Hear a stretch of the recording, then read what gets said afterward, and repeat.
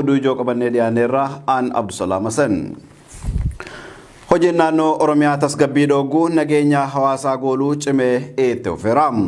Hawwii naannoo Oromiyaa waraanaan to'achuu dhugoomsuuf guyyaa har'aa ganama irraa kaasee mootummaan wayyaanee waraana gara gandoota magaalaa Adaamaa galchaa akka jiru jiraattotni naannichaa Oromiyaa miidiyaan turkitti himan.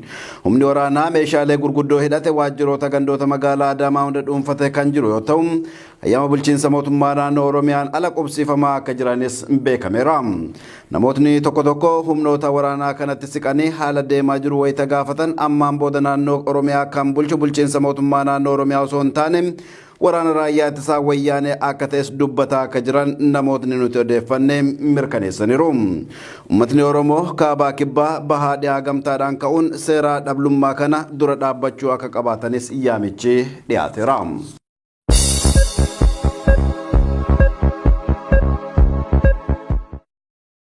Godina Harargee bahaa aanaa Baabbilee magaalaa Hararraa fageenya kiiloomeetira 45 irratti fincilli haalaan guddatee deemaa akka jiru maddeen Oromiyaa miidiyaan turkitti himan. Akka yaada namoota nuti odeeffanneetti nugaa wayyaanee hin feenu waraanni wayyaanee haal duree tokko malee nurraa bahuu qaba gabrummaan nugaa bilisummaa barbaanna dhaadannoo hiriirtota ture.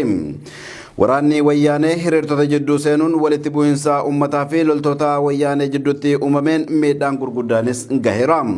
Konkolaataan waraanaa wayyaanee Ooraaliin lamas akka gubate odeeffannoo naannicharraa arganne ni mul'isa.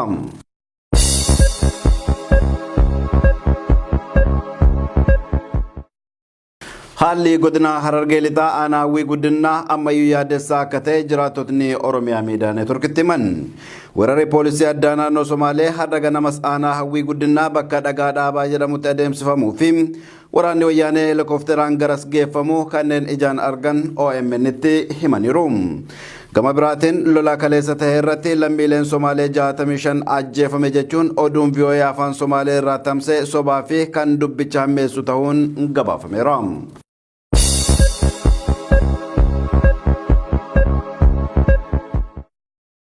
Jalqabbiin hariiroo Eertiraa fi wayyaanee waltajjii tibbana magaalaa Finfinneetti mata duree faaruu nageenya uummata Eertiraa fi Itoophiyaaf jedhuun qophaa'eera.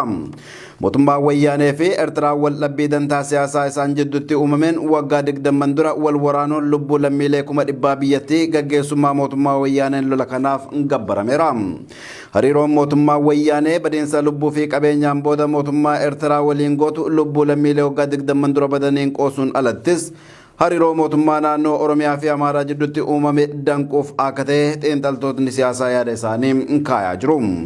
Kana malees mormiin guutuu Oromiyaa waggoottan 9 dabraniif biyyattii raasaa ture sadarkaa mootummaa wayyaanee abdii kutachiisu irra ga'uun wayyaaneen humnoota waraanaa daangaarra qubsiifte gara naannoo Oromiyaatti deebisuun humna jabeeffattee uummata nagaa gooluuf hariiroon Eertiraa waliin qabaattu murteessaa ta'e waan argameef warreen jiranis jiru.